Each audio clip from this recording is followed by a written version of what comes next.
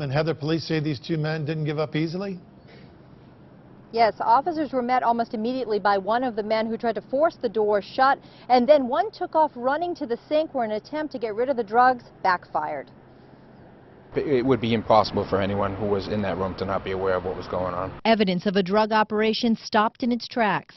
Salem police say they walked right in on two men making a potent drug combination. It was all going down in a room at the Holiday Inn. They were actually in the process of mixing pure heroin with fentanyl when our officers entered the room. But the arrest didn't come easily. Police say after talking to the woman who rented the room, she tried to let them in, but the door was slammed in their face. And once they did make it in, one man ran to the sink and tried to dump a bag full of powder. It blew back into their face in what was described as a mushroom cloud, and he had a significant exposure on himself. The drugs coated the kitchenette and sink. DEA agents tried to pick up as much as they could. We're estimating that the take was about 200 grams, and that's based on what we were able to recover after they tried to destroy some of it, so it could even be more than that. What they have is worth $16,000 on the street. Nathaniel Tirado Rodriguez and Jeffrey Cruz, both of Lawrence, Massachusetts, were arrested. Police say they both have lengthy criminal records, including drug arrests. We're not sure what their ties are right now. We do know that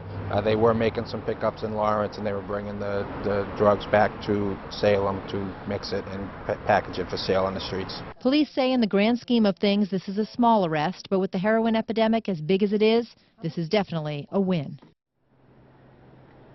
Now, police say, as it is in many cities and towns in New Hampshire, the heroin epidemic has really hit Salem hard. They say in the past 3 days, they have made 4 heroin arrests. And when it comes to the types of crimes that they deal with here in the town, they say that drugs are of the top 2. The other is shoplifting. Reporting live in Salem, Heather Hamill, WMUR News 9.